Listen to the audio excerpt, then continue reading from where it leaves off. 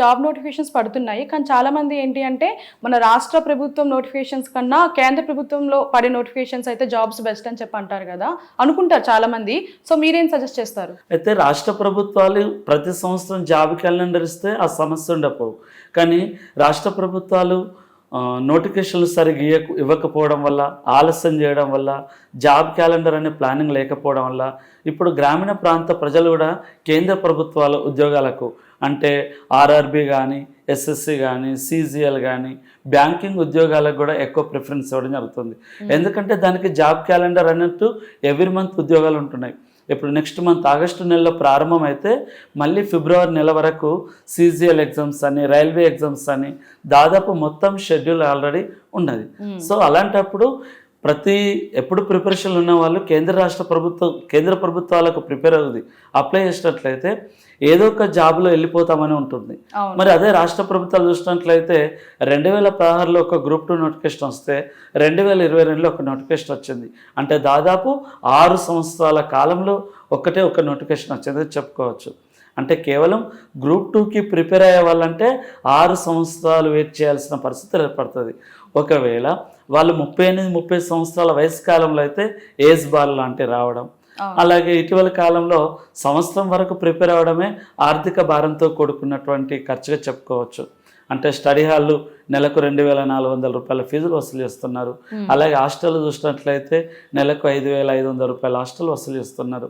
ఇలా ఆర్థిక భారం అవ్వడం వల్ల ఎక్కువ సమయం అనేది కేటాయించలేకపోతున్నారు.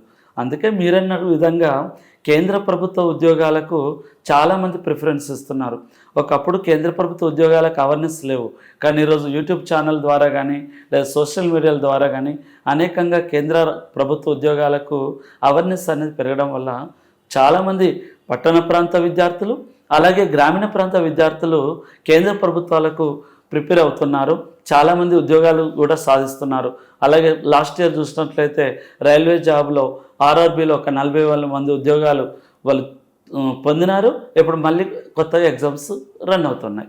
అంటే ఎవ్రీ 3 months 3 నెలల నుంచి 6 నెలల మధ్య కాలంలో రైల్వే మీద అనేకంగా 40,000 నుంచి 1,00,000 ఉద్యోగాలు వస్తున్నాయి, నోటిఫికేషన్ వస్తున్నాయి, రిక్రూట్ చేస్తున్నారు. అంటే ప్రతి సంవత్సరం రీసైకిల్ అనేది అవుతూనే ఉంటుంది. కానీ రాష్ట్ర ప్రభుత్వాలు అనేది చాలా ఆలస్యం అవడం వల్ల కేంద్ర ప్రభుత్వానికి ఎక్కువ ప్రిఫరెన్స్ ఇస్తున్నారుగా చెప్పుకోవచ్చు. అవును సార్. సార్ ఇప్పుడు మీరు చూసుకుంటే యాజ్ ఏ గ్రూప్ 1 గ్రూప్ 2 ట్రైనర్గా మీరు అసలు ఎక్కడ కోచింగ్ ఇస్తున్నారు, ఎక్కడ జాబ్ చేస్తున్నారు? ఇప్పుడు హైదరాబాద్లో చూసినట్లయితే అమీర్పేట్ కానీ అలాగే దిల్సుఖ్ నగర్లో కానీ గ్రూప్ 1 ఇన్స్టిట్యూట్లు ఉన్నాయి, గ్రూప్ 2 ఇన్స్టిట్యూట్లు ఉన్నాయి, అశోక్ నగర్లో, అలాగే తిరుపతిలో, చిత్తూరులో.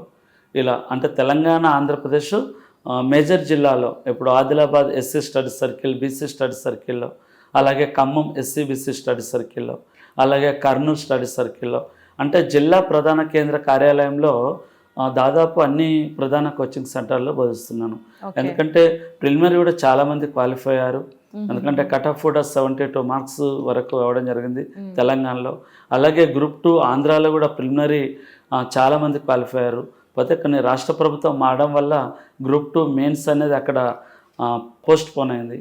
అలాగే ఇక్కడ కూడా అది గ్రూప్ 2 ఎగ్జామ్ అనేది కొంచెం అంటే పోస్ట్ పోన్ చేసి దాన్ని మళ్ళీ నవంబర్ డిసెంబర్ వరకు చేస్తున్నారు. సో ఇప్పుడు మీరు చూసుకుంటే డిజిటల్లో ఏమన్నా చేస్తున్నారా? లైక్ చాలామంది విజువల్ కన్నా మీరు డిజిటల్లోనే ఎక్కువ ప్రిఫరెన్స్ ఇస్తున్నారు కదా, సో మీ డిజిటల్లో ఏమన్నా కోచింగ్ ఇస్తున్నారా? మేము ఆన్లైన్ కోచింగ్ ఇస్తున్నామండి. అలాగే యూట్యూబ్ ఛానల్లో కూడా ఫ్రీగానే క్లాసెస్ ప్రొవైడ్ చేస్తున్నాం.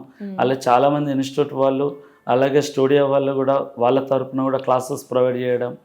ఎగ్జాంపుల్ విక్రమ్ టీవీ కానీ, సుమన్ టీవీ కానీ, లేదా టీశాట్ ఛానల్లో కానీ, అలాగే టీశాట్ తెలంగాణ టీశాట్ నిపుణ ఛానల్లో కూడా అందులో బోధిస్తున్నాను.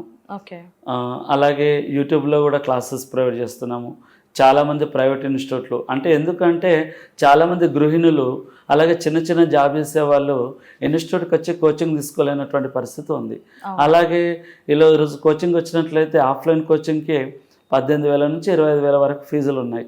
ఒకవేళ ఆర్థిక భారం వల్ల కూడా ఆన్లైన్ కోచింగ్ రావడానికి ఎక్కువ ఇష్టపడుతున్నారు. ఎందుకంటే సమయం ఇక్కడ నుంచి ట్రాన్స్పోర్టేషన్ అవ్వడానికి కష్టం. అలాగే గృహిణులు అయితే ఇంట్లో పిల్లలు ఉంటారు, వాళ్ళ ఇన్స్టిట్యూట్కి వెళ్ళడానికే కష్టం అవుతుంది కనుక సో ఆన్లైన్ కూడా ప్రిఫరెన్స్ ఇస్తున్నారు. ఆన్లైన్ మార్కెటింగ్ ఉంది, అలాగే ఆఫ్లైన్ మార్కెటింగ్ కూడా ఉందిగా చెప్పుకోవచ్చు. ఎందుకంటే ఆన్లైన్ అంటేనేమో ఎన్నిసార్లు రికార్డింగ్ అయింది వినొచ్చు, కానీ ఆఫ్లైన్లో అయితే ఎప్పటికప్పుడు డౌట్స్ క్లారిఫై చేయడానికి కూడా కోచింగ్ రావడానికి ఛాన్సులు ఎక్కువగా ఉన్నది చెప్పుకోవచ్చు. అంటే వాళ్ళ విద్యార్థుల యొక్క పరిస్థితిని బట్టి ఆన్లైన్ వాళ్ళు తీసుకున్న వాళ్ళు జాబ్ సాధించిన వాళ్ళు ఉన్నారు, ఆఫ్లైన్లో వాళ్ళు తీసుకున్న కూడా జాబ్ సాధించిన వాళ్ళు ఉన్నారు చెప్పుకోవచ్చు.